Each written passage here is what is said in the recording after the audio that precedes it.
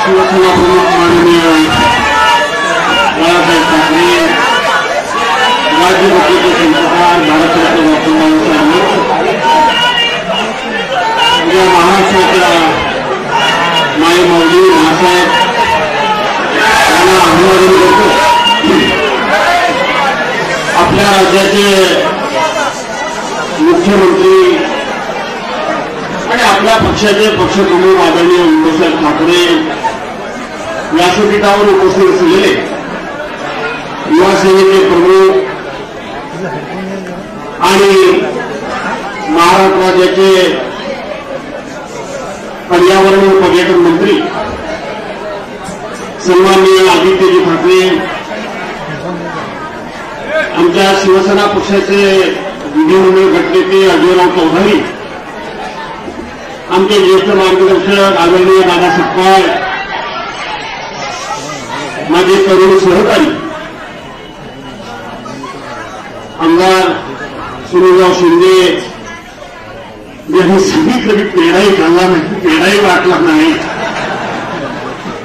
ते माझे सहकारी आमदार सचिन मोहळी, या विभागाचे युवा प्रमुख आशिषजी चेंबूरकर, मनीषाताई कांदे, व्यासपीठावरील सर्व मान्यवर मंडळी आणि मोठ्या संख्येनं उपस्थित असलेल्या बांधवांनो, भगिनींनो आणि सहकारी मित्रांनो, खरं तर मला सुरुवातीला सांगितलं पाहिजे की आज आपल्या शिवसेना पक्षाची राष्ट्रीय कार्यकारिणीची बैठक होती आणि या बैठकीमध्ये आपल्या पक्षाचे पक्षप्रमुख आदरणीय उद्धवसाहेब ठाकरे हेच खऱ्या अर्थानं पक्षाचे सर्व आहेत हा ठराव करण्याकरता म्हणून आपली कार्यकारिणीची बैठक होती. आणि ती बैठक झाल्यानंतर माझे मित्र सुनीलराव शिंदे मला म्हणाले, माझ्या विभागाचा एक मेळावा आहे, आमच्या विभागाचा एक मेळावा आहे, तुम्ही येता का? आणि म्हटलं बसून तरी काय कामाला येतो.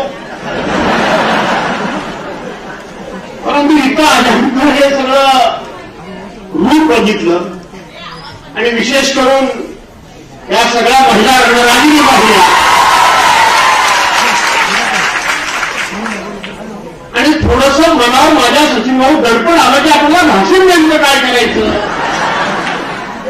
परंतु माझे मित्र सचिन भाऊंनी माझ्या मनावरचं दडपण दूर करून टाकलं. त्यांनी सांगितलं आम्ही दोघेही पूर्वी पक्ष सोडलेला आहोत, म्हणजे दुसऱ्या पक्षातून आलेलो आहोत. मी पक्ष एकदा सोडला होता, ते आणि मी राष्ट्रवादी काँग्रेस पक्षातून इथं आलेलो आहोत. आणि मग त्यांनी मनमोकळेपणे मांडलं, तुम्ही फॉर स्पोर्टली ते स्वीकारलं आणि माझ्या मनावरचं दडपण दूर झालं. आता माझ्याकडे हरकत नाही. मित्रांनो, सचिन भाऊंनी सांगितली ही गोष्ट खरी आहे, पण त्या विषयामध्ये मी आता जाऊ इच्छित नाही. आज आपण सर्वांच्या मोठ्या संख्येनं जमलेला आहात. आज महाराष्ट्राची मीटिंग सभा कशा करता हे मला काही विचारायचं कारणच नव्हतं. कारण माझ्या मित्रांनी बोलवलं, आमच्या तुमचं नाव घ्यायचं राहिलं, जवळच्या तुमचं नाव घ्यायचं राहिलं आणि म्हणून ही मेळावा कशा करता हे तर मला काही ओळख उघडत नव्हतं. मी तुम्हाला विचारलंही नाही. आलो तर सगळ्यांनी मोठ्या आदरानं प्रेमानं मला आरडाओरडा म्हणजे घटना देतच आतमध्ये आणलं, त्यामुळे बॅनर तिकडे मी काय पाहिलं नाही. पण आता आदित्य साहेब आल्यानंतर मी पुन्हा उठलो आणि मागे वाचून बघितलं की ही नक्की मेळावा कशा करताय. तर हा मेळावा एवढ्या करता आहे की सध्या जी महाराष्ट्रामध्ये परिस्थिती निर्माण झालेली आहे त्या परिस्थितीमध्ये आपण सगळे कुठे आहोत हे उभ्या देशाला दिसावं याकरता पुन्हा मेळावा. आपण सगळे शिवसेनेच्या मागे उभ्यात, उद्धव साहेबांच्या मागे उभ्यात, आदित्य साहेबांच्या मागे उभ्यात, याची एकदा साक्ष द्यावी, जाहीरपणे उभ्या देशाला दिसावं याकरता म्हणून आजचा हा मेळावा आहे. आज महाराष्ट्रामध्ये जी परिस्थिती निर्माण झाली आहे त्याच्यामधला महत्वाचा जो एक प्रश्न उपस्थित केला जातो तेवढ्यावरच मला बोलणं उचित आहे असं वाटतं. ते म्हणजे आपला नैसर्गिक मित्र हा भारतीय जनता पार्टी आहे आणि काही मंडळी आता आग्रह घेऊन चालले आहे की आपण भारतीय जनता पार्टी बरोबर गेलं पाहिजे. आपण हिंदुत्वाची भूमिका मांडणारे आहोत अनेक सभातून अनेक भाषणातून सांगितलंय. आता मनीषा ताई कायंदेतून गेल्या, परंतु किशोरभाई पेंडे येत आहेत, सचिन भाऊ आयर येत आहेत. आदरणीय उद्धव साहेबांनी आमची पक्ष प्रवक्ते म्हणून आमची काही लोकांची बैठक बोलवली होती आणि त्या बैठकीमध्ये कोणकोणत्या विषयावर काय काय बोलायचं या संदर्भामध्ये चर्चा होती. मी थोडा वेळ सगळं ऐकून घेतला आणि मी स्वतःहून उठून उठलो आणि मी स्वतःहून त्या बैठकीमध्ये बोललो, काय चाललं हे, कशाला चालली ही सगळी चर्चा, यात खरं हिंदुत्वाचा आणि हिंदुत्व सांगणारा हक्क कोणाचा, ही सांगण्याकरता चर्चा कोणाला करताय, कशाकरता करताय, हे मी स्वतःच्या बैठकीमध्ये सांगितलं.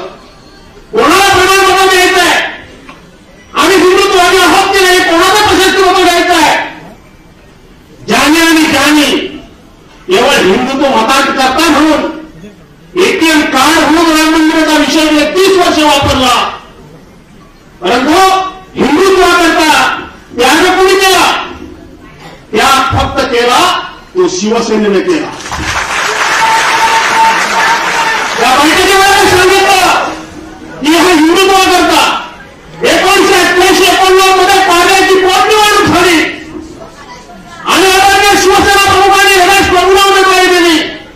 आज भारतीय जनता पार्टी जेव्हा हिंदुत्वाच्या गोष्टी करतात त्यावेळेला ते जनता दलाच्या सरकारमध्ये होते, त्यावेळेला देवाचे कोण हिंदू आहे म्हणून सांगणारे जर कोण होते तर एकमेव हिंदू रमेशांना शिवसेना प्रमुख आणि त्या मुद्द्यावर लढलेली निवडणूक शिवसेनेने जिंकली.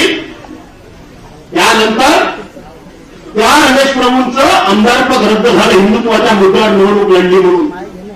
त्यानंतर आजचे शिवसेना नेते सुभाष देसाई यांची निवडणूक हिंदुत्वाच्या मुद्द्यावर लढली गेलेली रद्द झाली.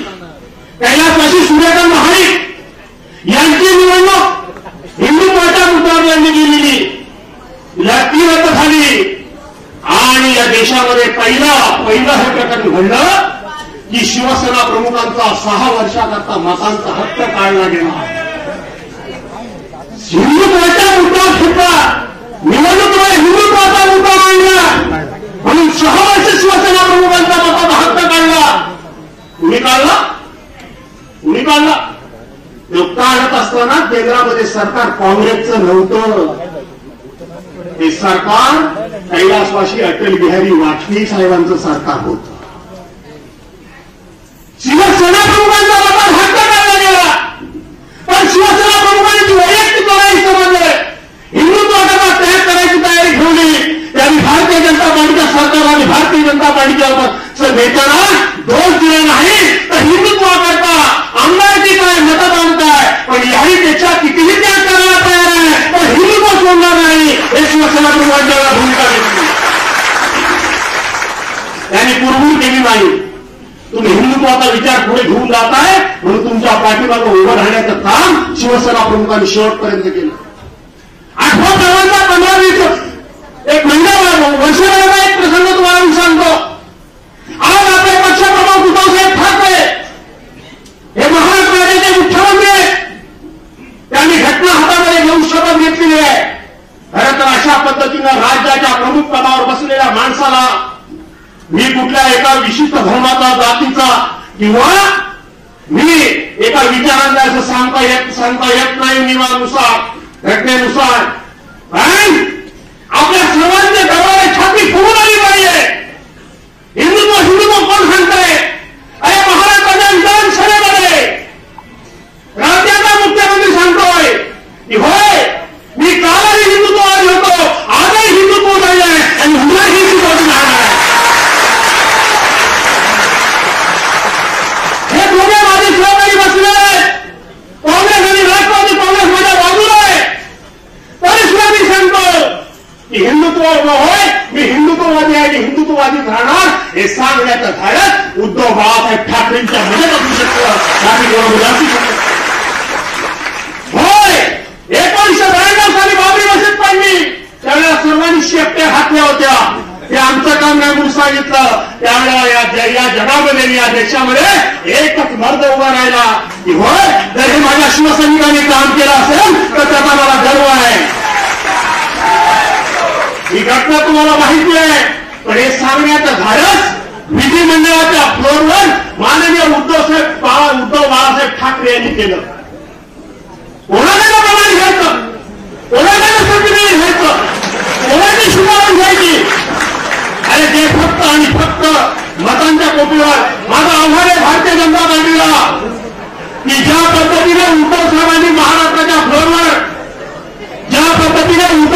महाराष्ट्राच्या फ्लोअरवर सांगितलं की होय मी हिंदुत्ववादी आहे. अरे देशाचे पंतप्रधान पार्लमेंटमध्ये आयुष्यामध्ये काही सांगण्याचे धाडस करू शकणार नाही. हे उद्धव साहेबांनी केले, हे उद्धव साहेबांनी केलेलं आहे. परंतु भारतीय जनता पार्टी आज आपण सगळे सांगतोय, काही मंडळी सांगते की आपण राष्ट्रवादी काँग्रेस बरोबर गेलो, काँग्रेस बरोबर गेलो. आज आपण तिथं संपतोय आणि आपल्यातले काही भावनिक शिवसैनिक मी एकटा गाडी बसलो, मी मुद्दामून ड्रायव्हरला विचारतो. मी कधी कधी आपल्या टॅक्सीनं पण जातो, आपल्याला काही फरक पडत नाही. टॅक्सी बसलो मी ड्रायव्हरशी चर्चा करतो. ठाण्यात गेलो तुम्ही रिक्षात बसतो, आपल्याला सगळं चालतं, आपल्याला काही फरक पडत नाही. मी तिकडून जातो आलो की पनवेलला ट्रेनने उतरतो आणि लोकल ट्रेननी बसून हरभर लाईनने आपला येतो. आपण हा असं आहे. पण बाजूला बसलो आणि हळूच विचारतो काय आहे कसं काय. आपल्याला काय करत म्हणतात काय झालंय, तो नैसर्गिक मित्र आहे ना आपला, तो भाजप आहे, त्याच्याबरोबर जरा जायला हवं. अरे सगळा इतिहास नेते मंडळी सांगतील आणि आता हळूहळू सभा होतील त्यावेळेला खरं ह्यांचं रूप हे आता सगळ्या जगासमोर येणार आहे. हा नैसर्गिक मित्र नाही तर शाळेमध्ये एक आपल्याला गोष्ट शिक्षकांनी शिकवली होती की घातकी मित्रापेक्षा निर्णायक शत्रू बनला. हा घातकी मित्र आहे, हा घातकी मित्र आहे. 1914 साली शिवसेना प्रमुखांचं 2012 साली निधन झालं. त्यावेळेला खऱ्या अर्थानं शिवसेना नेतृत्वाचा पुत्र एकाएकी होता. या भारतीय जनता पार्टीचं केंद्रामध्ये सरकार होतं.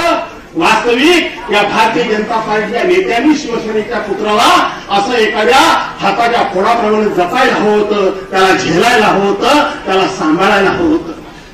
पण ते सोडलं बाजूला. आता बाळासाहेब हयात नाही, लोकसभेमध्ये युती केली आणि 2014च्या विधानसभेमध्ये आयत्या वेळेला युती तोडली. का तर हीच खऱ्या अर्थानं शिवसेना संपण्याची वेळ आहे. अख्ख्या देशाचं भारतीय जनता पार्टीचं सरकार मुंबईमध्ये उतरलं, पण एक ते तुमच्या पक्षप्रमुख उद्धवसाहेब ठाकरे नव्हतं तुमच्याबरोबर. न्याय असा आहे. पण एकट्या उद्धवसाहेब त्यावेळेला एकाएकी घडले आणि एकट्याच्या जीवावर 1-2 नव्हे तर 63 आमदार निवडून आणले. म्हणून शिवसेनेची ताकद आधार आहे, शिवसेनेची ताकद मजबूत आहे. हा मतदारसंघ कैलासवासी दत्ताजी नलावडेंचा आहे, वामनराव भारतांचा आहे, सचिन भाऊ अहिरांचा आहे, सुनील आमच्या शिंदेचा आहे आणि आता आदित्य ठाकरेंचा हा मतदारसंघ आहे. याबद्दल काय तुम्हाला सांगावं, काही मला सांगायची गरज नाही. पण फक्त जाता जाता दगडू जाता सकाळ व्यासपीठावर आहे आणि काही महिला भगिनी त्यात म्हणून सांगतो. मला दिसतं आजही सुराबाई सुरींच्या नेतृत्वाखाली त्याला 9वारी स्थापन थोडक्यात बाकीची साडी नेसलेल्या मंदाकिनी चव्हाण, सुलोचनाताई चव्हाण, एवढा मोठा कुंकू लावलेल्या क्रिझाताई किल्लेकर दिसतात की नाही, माधवीताई कदम, वंदनाताई शिंदे,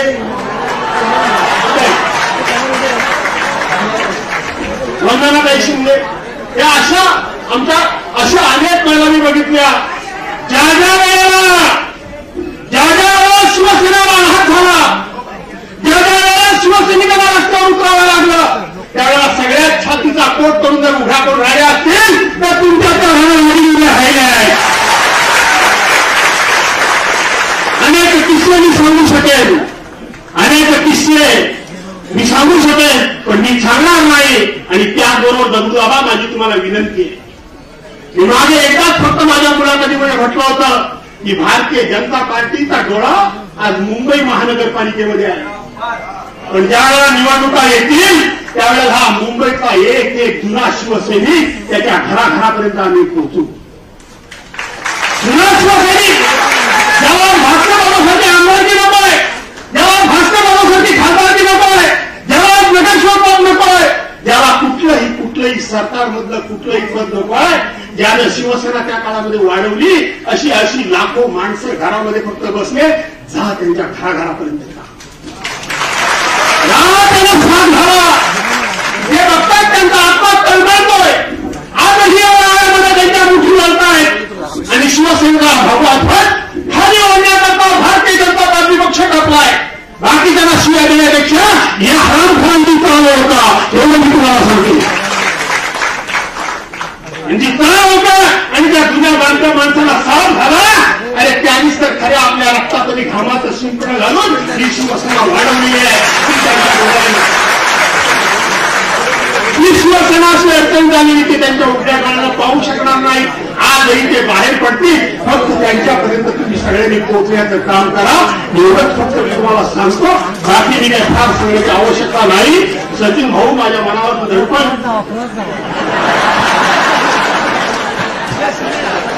पण त्याही वेळेला मी शिवसेना सोडली तेव्हा एकाही माणसानं माझ्याबद्दल कोणी वाईट बोललेला नाही. बोलला होता त्याही वेळेला मी असाच फिरत होतो. कारण मला माहित होतं मी कुठलंही पाप केलेलं नाही. मी कोणाचंही कुठलंही पद घेऊन गेलेला नाही.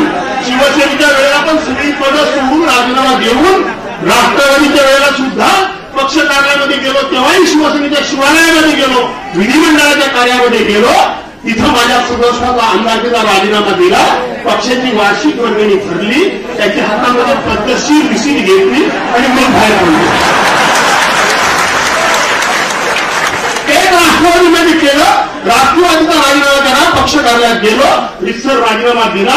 त्यांचीही महिन्याची वर्गणी ठरली आणि एकटा बाहेर पडलो. एकटा बाहेर पडलो. त्यामुळे माझ्या मनामध्ये पाप नाही आणि तुमच्या मनामध्ये राग नाही. त्यामुळे आता तुमच्या मला काय मला काही अडचण नाही. पुन्हा पुन्हा पुन्हा पुन्हा पुन्हा पुन्हा म्हणजे ते पुन्हा पुन्हा झाले एवढं बोलून आता आदित्य साहेबांचं भाषण आहे. साहेबांचं भाषण आहे माझं कोण ऐकतोय मी आता आटोप घेतो. पुन्हा पुन्हा बोलू. हा शिवसैनिक तुम्हाला सांगावं लागेल. जुन्या शिवसैनिक तुम्हाला सांगावं लागेल. तो जुन्या शिवसेनेला शिवसैनिक कशी उभी केली. आपल्या संसारावर आपल्या घर लागणार कशा पद्धतीने तुळशी पात्र ठेवली ती सांगावी लागते. ती सांगितल्याशिवाय पुन्हा एकदा नवचैतन्य निर्माण झालेला शिवसैनिक उभा राहणार नाही. शिवसैनिक असेल किंवा कोणी असेल तो बघतो. तो आजची परिस्थिती बघतो. एका भाषणाचा मोठा सांगतोय फिरतोय मोठ्या गाडीत राहतोय मोठ्या हॉटेलमध्ये. पण तो मोठ्या गाडीचं फिरण्याकरता हॉटेलमध्ये फिरण्याकरता त्यानं पहिल्या दिवसापासून काय काय केलंय ते एकदा तरी तरुणांच्या समोर हा इतिहास सांगावा लागेल. आणि तो सांगितल्यानंतर जो विचारायला तयार होईल शिवसैनिक तो कोणाच्या बापाला ऐकणार नाही हा विश्वास या ठिकाणी व्यक्त करतो. कोणाला या ठिकाणी आपण मला बोलवलं त्याबद्दल तुम्हाला धन्यवाद देतो. इथं बोलवून आपण माझा मान सन्मान केला त्याबद्दल आपल्या सर्वांचे आभार मानतो आणि आपल्या सर्वांची निरोप घेतो. जय हिंद जय महाराष्ट्र. सन्माननीय शिवसेना विधिमंडळ गटनेते अजय चौधरी साहेब, सचिन भाऊ, सन्माननीय आमदार सचिन भाऊ आणि सन्माननीय आमदार सुनील भाऊ यांना विनंती करतोय जे आले ज्यांनी विचार मांडले आणि ज्यांनी आपल्या सगळ्यांना जिंकलं ते अर्थातचे भास्कर शेठ जाधव यांचा आपण या ठिकाणी सन्मान करूया. पुष्पगुच्छ देऊन शाल देऊन आदित्य साहेबांच्या समक्ष या 3 आमदारांना मी विनंती करतोय की आपण भास्कर शेठ यांचा सत्कार करूया. अशी जी चेंबर विभाग प्रमुख या ठिकाणी असतील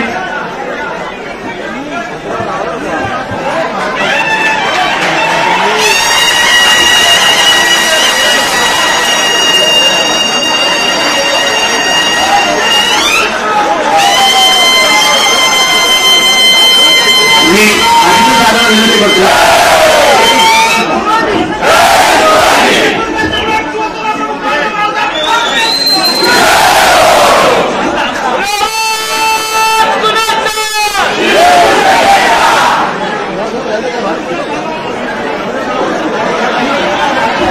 शिवसेनेची घनघनती तो तुम्हा आम्हा सगळ्यांचे ऊर्जास्थान आदरणीय खासदार शिवसेना उपनेते शिवसेना प्रवक्ते भारतीय कामगार सेना अध्यक्ष अरविंद सावंत साहेब यांना मी आपल्या सगळ्यांना या ठिकाणी संबोधित करण्याची विनंती करतो.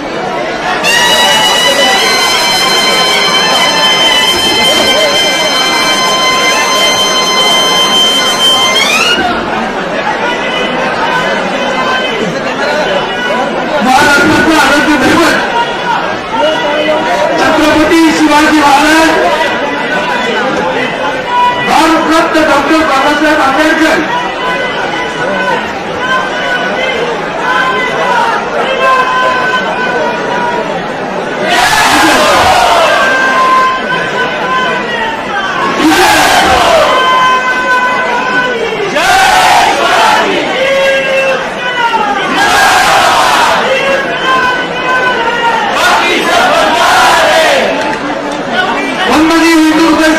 शिवसेना प्रमुख श्रीमान बाळासाहेब ठाकरे तुम्हाला सर्वांच्या लाडक्या मीनाताई ठाकरेंना भावांजली अर्पण करतो आणि आयुष्यात पहिल्यांदा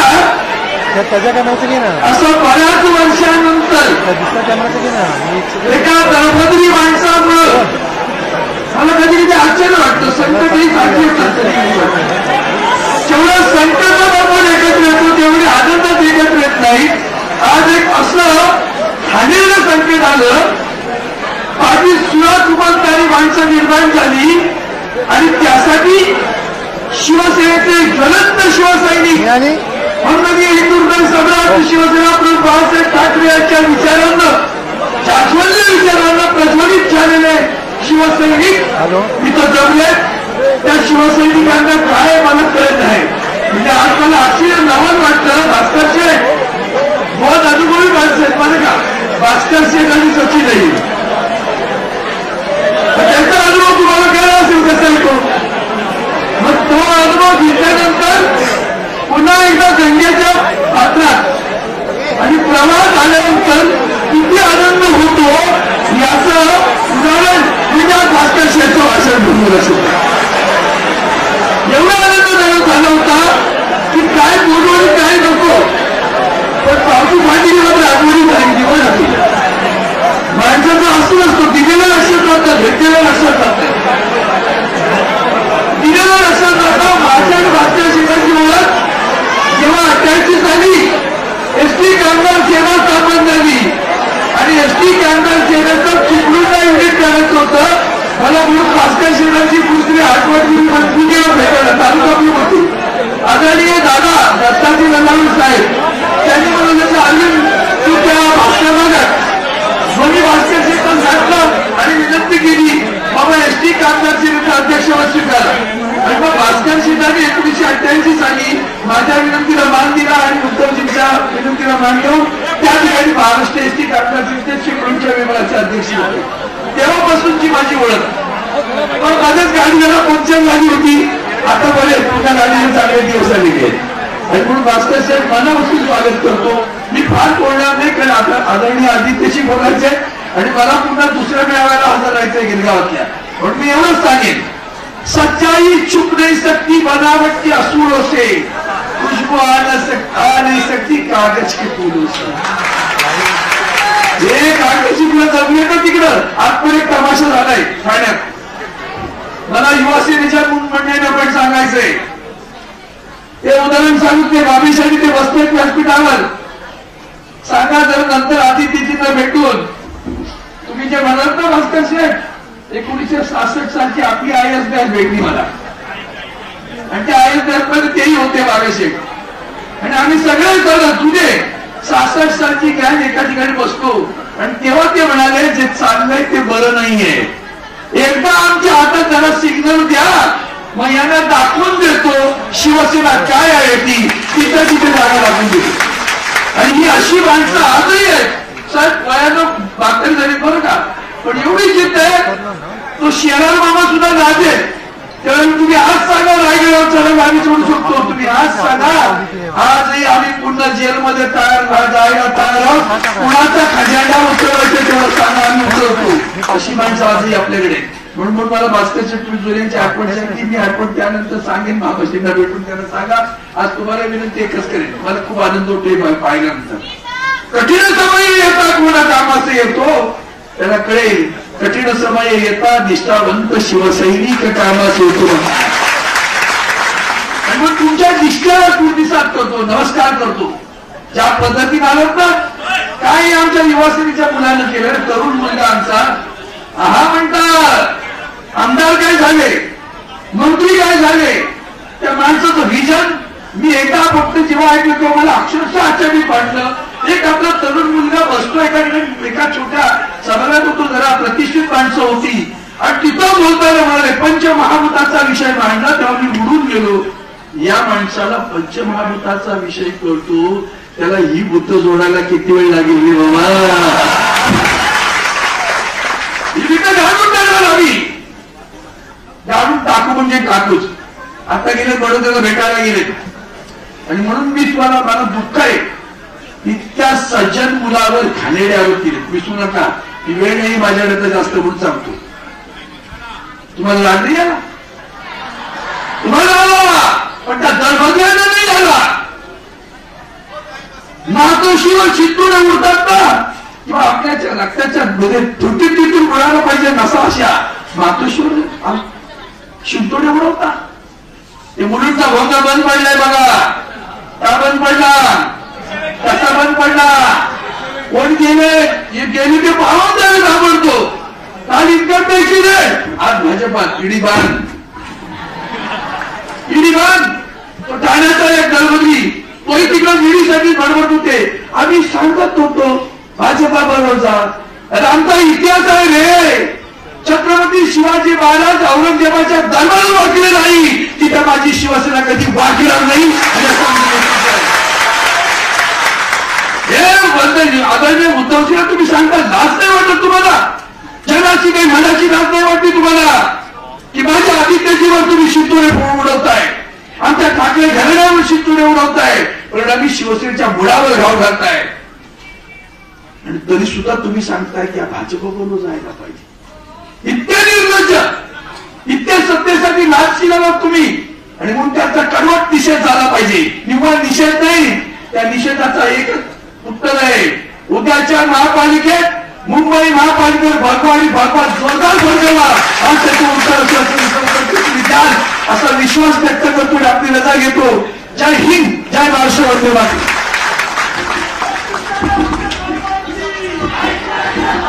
धन्यवाद साहेब.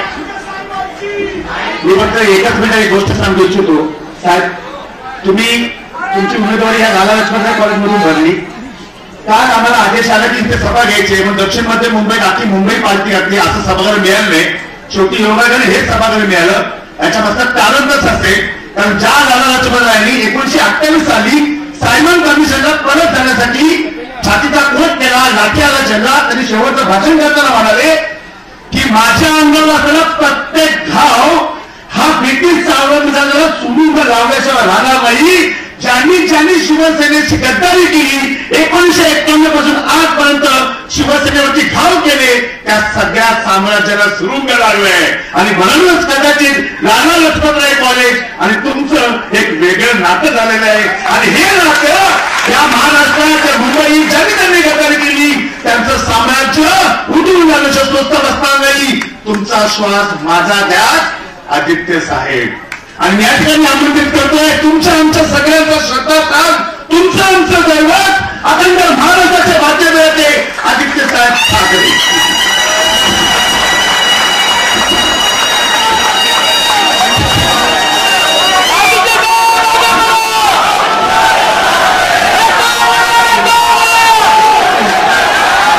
जय महाराष्ट्र.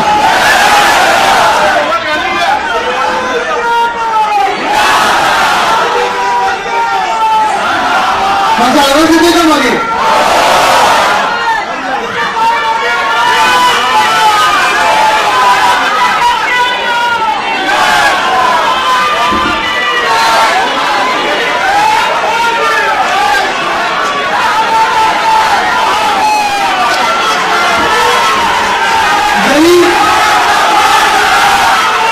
अरे बाबा मी तुम्ही सुरू करतो.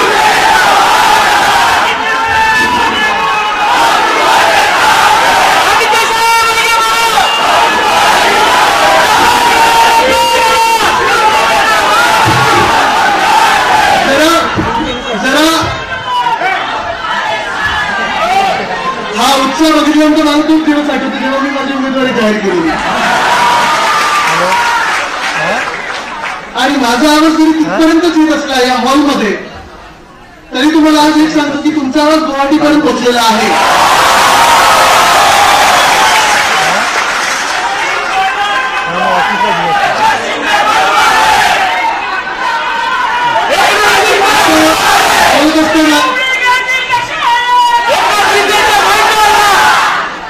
बोलत असताना आता भास्कर सांगत होते की मुंबईवर आणि मुंबई महानगरपालिकेवर प्रत्येक राजकीय पक्षाचा डोळा आहे.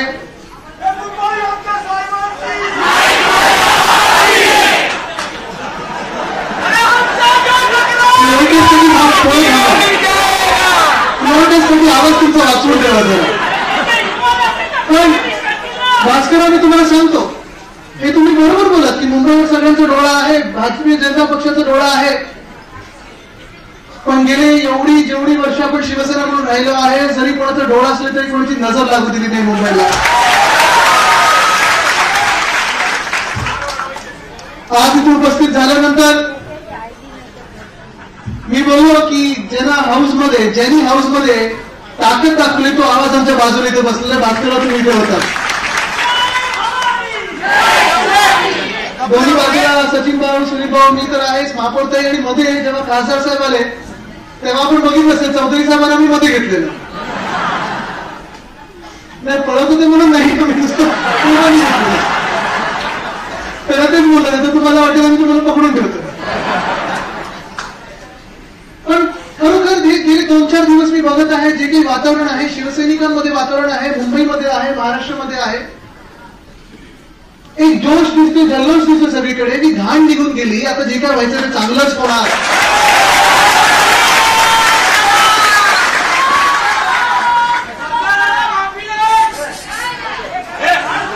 मला एकाच गोष्टीचं अजून आश्चर्य होतं भास्करराव, हैराण देखील होतो. पण ठीक आहे, तर राजकारण म्हटल्यानंतर लोक कसे बदलू शकतात, कसे असतात, हे आपल्याला वर्षानुवर्ष आपण बघितलेलं आहे. पण हाच प्रश्न एक सतत येत असतो की आपण ह्या लोकांना कमी काय दिलं आणि कधी दिलं कमी. तुम्ही सांगा, कित्येक लोकांवर अन्याय झाला हे असं दिसून येत आहे. काल पण माझ्याकडे ठाण्याची लोक आले, कल्याण डोंबिवलीची लोक आले की साहेब तुमच्यापर्यंत आम्हाला कधी पोचूच दिलं नाही, मातोश्रीपर्यंत येऊच दिलं नाही, मातोश्रीला आल्यानंतर फोन यायचे की तुम्ही तिथे गेलात का, हे घडत होतं आणि हे आम्ही दुर्लक्ष केलं. ही आमची चूक आहे. आज पक्षप्रमुखांनी पण सांगून दाखवलं. किती लोकांनी बघितलं आजचं पक्षप्रमुखांचं भाषण? कालचा फेसबुक लाईव्ह किती लोकांनी बघितलं? आणि परवाचा कधी किती लोकांनी बघितलं?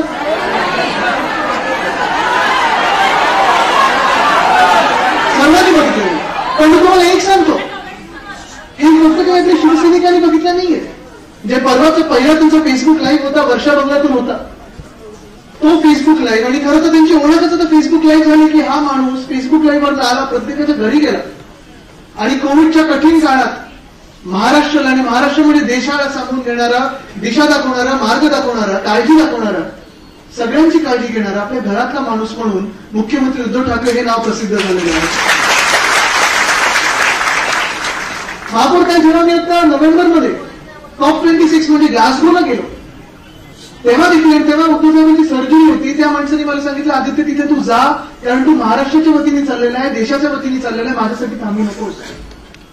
तिथे देखील या माणसाचं कौतुक झालं की कोविड कसा तुम्ही हाताळला. अनेक शहरांचे महापौर भेटत होते, अनेक राज्यांचे तिकडचे प्रमुख भेटत होते आणि त्यांनी कोविडचं धारावी मॉडेल असेल, वरळी मॉडेल असेल, मुंबई मॉडेल असेल, महाराष्ट्र मॉडेल असेल, याचं कौतुक होत होतं. आता जेव्हा मी डायव्हॉर्सला गेलो, मी होतो, सुभाष देसाई साहेब होते, नितीन राऊत साहेब होते, मी 80,000 कोटीचे MOUs करार करून आलेलो आहे. ते राज्यासाठी केले, स्वतःला विकण्यासाठी कधी करार केले नाही. पण हा माणूस आपला मुख्यमंत्री असेल, पक्षप्रमुख असेल, पण शब्दाला जागणारा माणूस आहे, जगणारा माणूस आहे. मला आठवतं आता आपल्या बाजूला मी 2 आमदार बसलेले, म्हणजे तुम्ही बघा हे परिवार म्हणजे कसं असतं, शिवसेना परिवार म्हणजे नक्की काय असतं हे मला या 2 घटनेतून जाणवायला लागलेलं आहे. सचिन भाऊ, तुम्ही जेव्हा पक्ष प्रवेश केला तेव्हा आमच्या सगळ्यांमध्ये एकमत होतं तुम्ही पक्षात यायला पाहिजे, चांगलं काम आपण एकत्र करू. पण आपल्याला आठवत असेल आपल्या पहिल्या भेटीत मी आपल्याला सांगितलेलं की हा निर्णय तुमचा आहे, पक्ष तुम्ही यायचा नाही यायचं, तेव्हा आपली काही राष्ट्रवादी किंवा काँग्रेसबरोबर युती होणार हे कोणाला माहितीच नव्हतं. पण तेव्हा देखील मी तुम्हाला सांगितलेलं की पक्षात प्रवेश केल्यानंतर राष्ट्रवादी असेल किंवा काँग्रेस असेल किंवा आपल्या नेत्यांबद्दल किंवा त्या तेव्हाच्या नेत्यांबद्दल कधीही आमच्याकडून अशी अपेक्षा तुमच्याकडून नसेल की त्यांच्याबद्दल एक प्रकार शब्द काढावा किंवा त्यांच्यावर टीका करावी. याला म्हणतात संस्था, याला म्हणतात शिवसेनेचं संस्था. आणि ते आपण पण मला सांगितलेलं की एका परिवारातून दुसऱ्या परिवार नंतर तुम्ही दोन्ही परिवार एकत्र आणलेच. पण हे असताना मला आठवतं जेव्हा मी नोव्हेंबरमध्ये तिथे COP26 होतो, ग्लासगोला होतो, तेव्हा उद्धव साहेबांची ती सर्जरी झाली, विधान परिषदेची निवडणूक होती आणि तेव्हा मला फोन करून त्यांनी सांगितलं की आदित्य आपण पहिली उमेदवारी ती सुनील भाऊंना देतोय कारण त्यांनी तुझ्यासाठी सीट बाजूला करून स्वतः बाजूला झालेलं आहे. आणि अक्षरशः ते खरं तर बघितलं आणि काल वाटतं त्यांनी सांगितलं त्यांची परिस्थिती काय, त्यांची वेदना होत्या त्यावेळी, म्हणजे बोट हलवू शकत नव्हते, काही जेव्हा काही झालं ते ठीक आहे, त्याच्यात जात नाही. पण तेव्हा त्यांनी मला सांगितलं आणि दुसऱ्यांदा जेव्हा आली त्यांनी सांगितलं आदित्य पण सचिन भाऊंना शब्द दिलेला तो प्रत्येक शब्द मी पाळणार म्हणजे पाळणार, प्रत्येक शिवसैनिकाचा तिथे शब्द देतो मी पाळत असतो. राज्यसभेसाठी देखील संजय राऊत साहेबांना जेव्हा आपली टोक आहे त्यांना राज्यसभेवर पाठवायचं आहेच, पण दुसरी व्यक्ती जी आपण घेतली ती म्हणजे संजय पवार जे आपले कोल्हापूरचे सामान्य शिवसैनिक आहेत.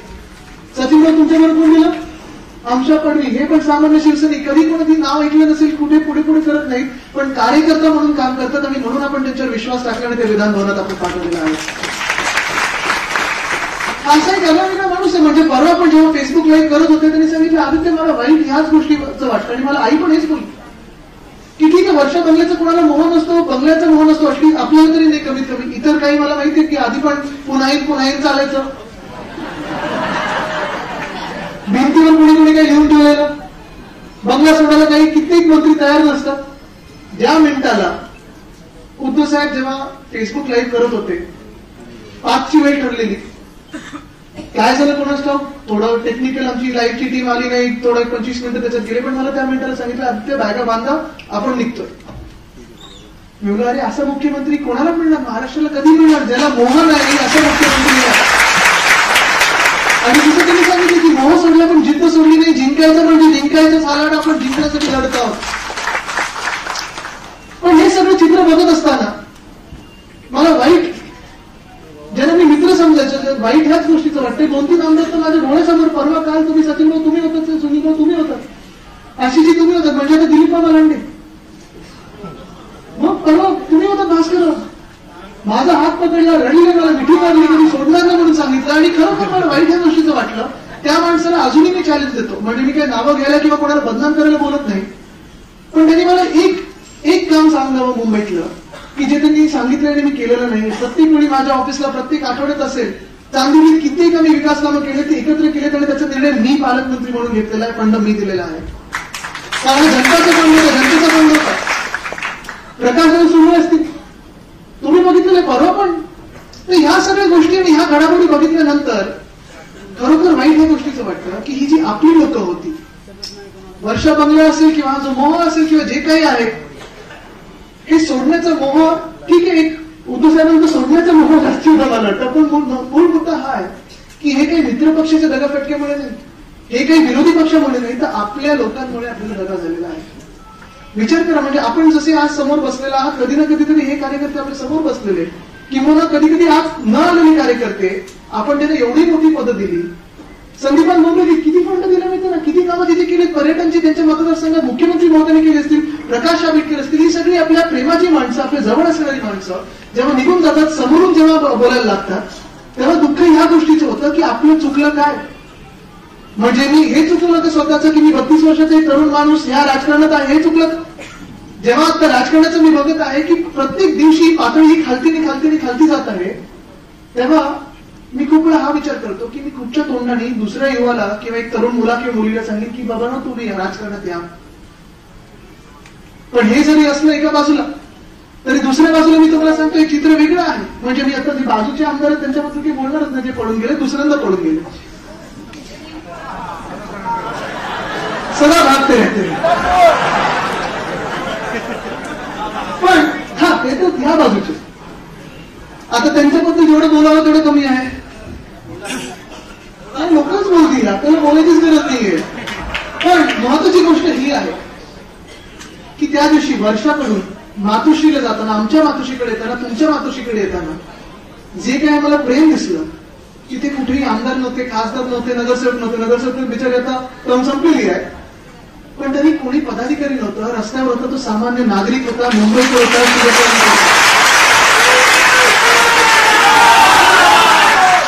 आणि असं काही ठरलं नव्हतं की तुम्ही या जमा हे मिनिटाला पे करा असं काहीच ठरलं नव्हतं. ज्या मिनिटाला मला वाटतं उद्धव साहेबांनी सांगितलं की वर्षा बंगला सोडून मातोश्रीकडे जात आहे, त्या मिनिटाला मी फेसबुकलाही बघत होतो. आमच्या डोळ्यांमध्ये सगळ्यांचे अश्रू होतेच, बाहेरचे सगळे होते.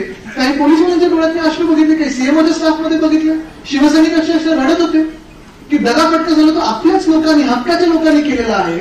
पण हे झाल्यानंतर जे काही मी ट्विटरवर बघत होतो, जे काही मी फेसबुकवर बघत होतो, जे काही मला मेसेजेस येत होते, हे फक्त काही राजकीय लोकांकडून होते, फक्त शिवसैनिकांकडून होते.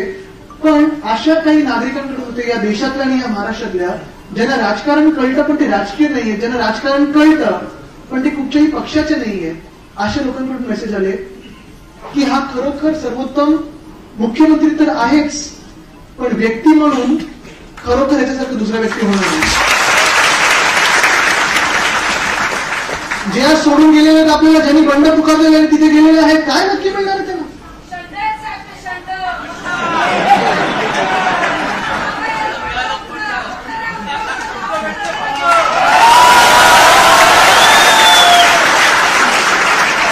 ही फ्लोर टेस्ट होणारच आहे.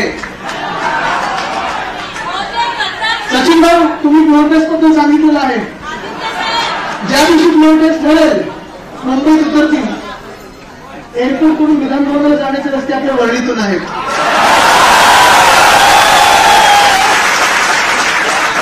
वरळीने तर आपल्या परळमधून आहेत आणि तिसरा रस्ता आपल्या भायखळ्यातून आहे. येणार आमच्या वांद्र्यामधून, उतरणार आमच्या चांदिलीमध्ये. ही मुंबई आपली, ही महाराष्ट्र आपला आहे आणि कोणाचा महाराष्ट्र दुसऱ्याचा होऊ देणार नाही.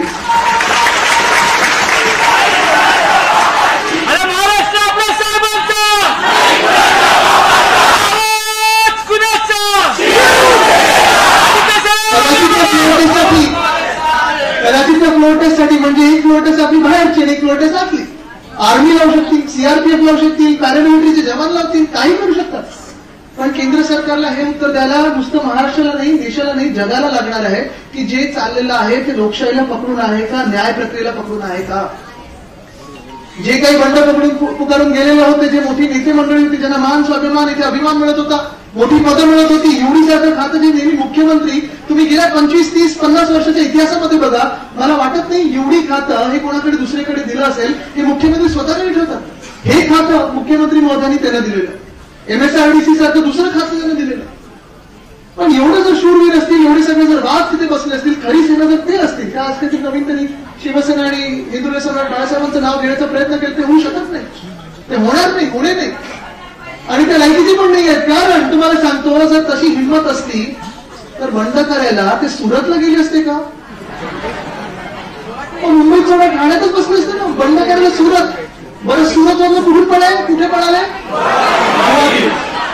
म्हणजे तुम्ही विचार करा, सुरतेच्या दिशेला पळाले, तिथून गुवाहाटीला पळाले. बरं हे सगळे कुठे चालते? सगळं रात्री 12 वाजता, 1 वाजता, 2 वाजता, ठीक आहे. पण तुम्हाला अजून एक सांगतो, ऐकून घ्या, हे राजकारण कसं असतं. ठीक आहे, माझं पण नाव आदित्य आहे. आदित्य म्हणजे सूर्य, तिथे नाही तिथे प्रकाश पडतो, पण रात्री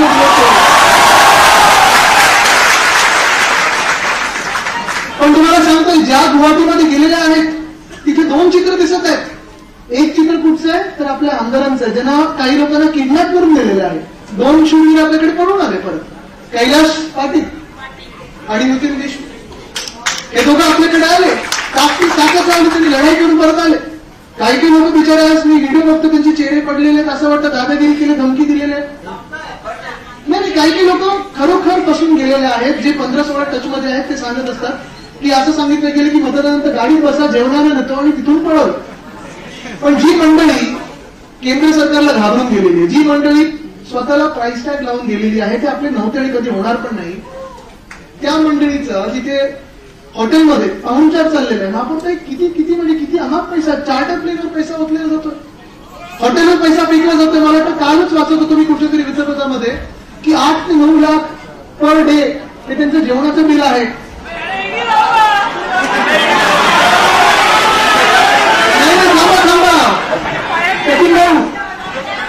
तुम्ही नुसतं पेढे वाटत विचार करत होता, 8 ते 9 लाख तुम्ही त्यांच्यावर उडवले नाही म्हणून झालं नाही तुमच्या वर्षाने.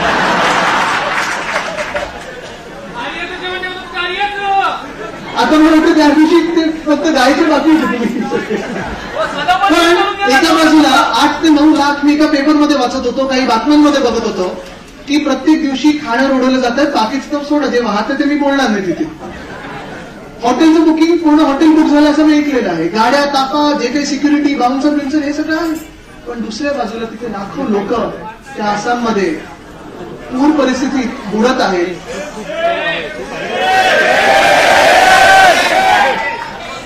जर मी त्या राज्याचा मुख्यमंत्री असतो, जरी माझं सरकार दुसऱ्या राज्यात स्थापन होत असतं, तरी मी सांगितलं असतं पहिला मला मदत करा, इथे मी हे घेणार नाही, कारण माझ्या लोकांना मला मदत करायची आहे. पण काय म्हणजे निर्लज्जपणा किती.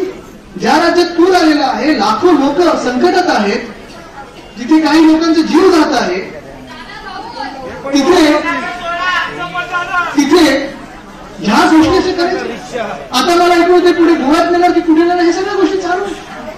पण हे ठरवूनच आपल्याला पुढे जायचं आहे की आता प्रत्येक पुढचं पाऊल आपलं लढायचं असणार आणि जिंकायचं असणार, हा निर्धार करून आपल्याला पुढे जायचं आहे. आमदारांनी कसं वागायला पाहिजे, कसं राहायला पाहिजे, ज्या मान सन्मानमध्ये. म्हणजे मी सकाळी पण बोललोय आपल्या राष्ट्र कार्यकारिणीत. खूप वेळा असं होतं, आधीचे जे बंधन झालेले आपल्या पक्षात, ते विरोधी पक्षातून सत्ताधारी पक्षात जायला होते. कदाचित पहिलं असं उदाहरण असेल जगात, जे सत्ताधारी पक्षातून जे सदैव विरोधी पक्षात बसणार आहेत आणि या महाराष्ट्रात तिथेच बसवणार आहे, तिथे जायला निघालेले आहेत. आणि विरोधी पक्षात पण नाही, आता आपण डिस्क्वालिफिकेशनची प्रोसेस सुरू केलेली आहे. ह्याला एकच उपाय आहे, ह्याला एकच पर्याय आहे. एक त्या प्रहार पक्षात जा, नाही तर भाजपामध्ये जा, शिवसेनेत.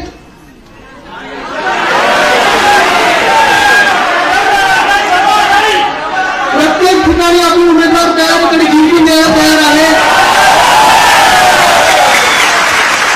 त्याला हिंमत आहे ना स्वतः लढायची शिवसेनेसमोर? नाही तुमची नाही, मी त्याला विचारते.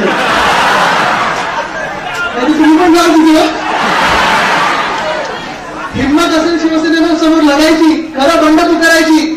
आणि जर असं वाटत असेल त्यांना की यांच्याबरोबर जाऊन चुकी केली, उद्धव साहेबांचं नेतृत्व चुकीचं आहे, आम्ही सगळे जे आहे ती चूक करत आहोत, चला प्रत्येकाने तिकडचे राजीनामा पाठवा आणि पुन्हा एकदा निवडणुकीला सामोरं जावं, आम्ही तयार आहोत.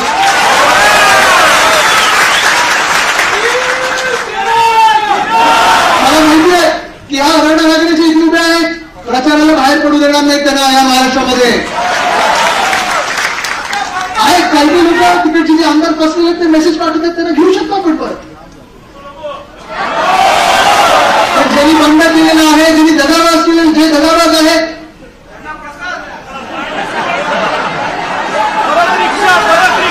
त्यांना महाराष्ट्रात पुढे येणं नाही, ही आपण शपथ घेऊन पुढे चाललं पाहिजे. आज महिला आघाडीबरोबर बसलेलं सकाळी दुपारी आपली राष्ट्रीय कार्यकारिणी झाली, त्याच्यानंतर शपथ म्हणतो तुम्ही असा. आश्चर्य ह्या गोष्टीचं वाटलं आणि मला बरं ह्या गोष्टीचं वाटलं. आणि मी कदाचित उद्धव साहेबांना हेच सांगणार आहे की पुढच्या वेळी जास्तीत जास्त आपले जे आमदार आहेत ते महिला असायला पाहिजे, म्हणजे आपल्याला पण तिथे जाणू लागेल. मला ह्या महिला आघाडीने सांगितलं, ओ अजय भाऊ, हा मला वाटलं की त्यांनी सुटीला पण तिथे शिकली वळली ना काय नाही तिथे पण. मला आज महिला आघाडीने हेच सांगितलं, सोपं असंच सांगितलं. त्यांनी सांगितलं अदितीची एक गोष्ट आहे, आज त्यांनी जाहीर केलेलं आहे की त्यांना हिंदू सम्राट बाळासाहेब ठाकरे यांची शिवसेना आणि दिघे साहेबांची शिवसेना ही अपेक्षित आहे. जे बंडखोर झालेले आहेत त्यांना समजून देण्याचं जी जबाबदारी आहे ती आपल्यावर आहे. त्यांनी मला एकच सांगितलं महिला आघाडीने की जे बाळासाहेब जसं समजवलं असतं हिंदू सम्राटांनी किंवा दिघे साहेबांनी जसं समजवलं असतं तशी समजवण्याची जबाबदारी ही महिला आघाडीने घेतलेली. आता मला माहित नाही त्याचं काय, म्हणजे मी कधी बघितलेलं नाही. असं मला तर एकच गोष्ट आपल्याला ठरवायला पाहिजे की हे दगाफटका खूप झालं, हे जे फुटीरवादी आहेत आपल्याकडेच फुटीरवादी आहेत. आपले लोक जे होते ज्यांना आपण मदत केली होती, आपण आपल्या डोक्यावर बसवलेलं, आपण पदं दिलेली, आपण त्यांना मान सन्मान दिलेला, अभिमान त्यांना जो काही होता तो दिलेला, तो तिथे गेल्यानंतर कसं वागवत आहे ते कैद्यांसारखं हे तुम्ही चॅनलवर बघायला पाहिजे. काल परवाकडे एक व्हिडिओ फिरतोय, आज एक व्हिडिओ फिरतोय. काही बिचारे आपले आमदार आणि काही जे फुटीरवादी आमदार आहेत त्या सगळ्यांना जे मान पकडतात तसे नेतात, हात पकडून नेतात, जणू काही जेलमध्ये कैदी असल्यासारखे एका ठिकाणी दुसऱ्या ठिकाणी नेतात. आणि आपण विचार करायचा की असं जर राजकारणात व्हायला लागलं, लोकशाहीशी चिडून जायला लागली, तर आपण मतदार म्हणून आणि हे नागरिक म्हणून करणार तरी काय? जागतिक पातळीवर थोडं विचार व्हायला पाहिजे, आपल्या राष्ट्रीय पातळीवर विचार व्हायला पाहिजे. त्या दिवशी ममता दिदी बोललेल्या आहेत, सोनेजींचा फोन येऊन गेला, पवार साहेब तर गंभीरपणे आपल्या सोबत उभे आणि प्रत्येक शिवसैनिक हा विचार करत आहे की लोकशाही आपल्या देशामध्ये राहिली आहे की 1930-1940 जसं जर्मनीमध्ये नाझी होते तसं काही व्हायला लागलेलं. हा विचार आपण करायला पाहिजे. आणि विचारच नाही तर प्रत्येकाने ठरवायला पाहिजे, प्रत्येकाने निर्धार करायला पाहिजे की आता हा पुढचा लढा. मला माहिती आहे आपण मागचा जो काही बंड होता तो 2 वर्षात संपून टाकला. आज जे होते त्यांचे आपल्याला आठवत सुद्धा नाही, काही काही दिसत सुद्धा नाहीत, म्हणजे समोर दिसत नाही. हे असे जे लोक होते ठीक आहे, पण आता जे आपल्या समोर थोडं आव्हान देण्याचा प्रयत्न करत आहेत, जे इथे राहत पण नाहीत, जे पळून गेलेले आहेत, त्यांना न घाबरता न भीता या महाराष्ट्रातून पळून लावायचं आहे आणि जिंकणार जिंकणार जिंकणार म्हणजे आपणच जिंकणार हा निर्धार करून घ्यायचा. तुम्ही सगळे सोबत आहात का? लढायला तयार आहात का? पक्ष कुठचा, रंग कुठचा, निशाणी कुठची? कारण मी आता अयोध्येला जाऊन आलो आणि माझा तुम्हाला तिकडचा एक्सपिरियन्स सांगतो. भास्कर जेव्हा जेव्हा अयोध्येला गेलेलो आहे काहीतरी पक्षासाठी आणि आपल्यासाठी आणि महाराष्ट्रासाठी चांगलं झालेलं आहे. कदाचित हे पण जे झालं ते चांगले कारण तरुणांना संधी मिळू शकते. पण एकच सांगतो तुम्हाला की आपलं हिंदुत्व असेल, आपलं राजकारण असेल ते एका ओळीत आहे. ती ओळ कुठची? आणि अजून एक रघुकुलमीत सदाशिरी आहे, प्राण जाए और इमाम न जाए. धन्यवाद. जय हिंद.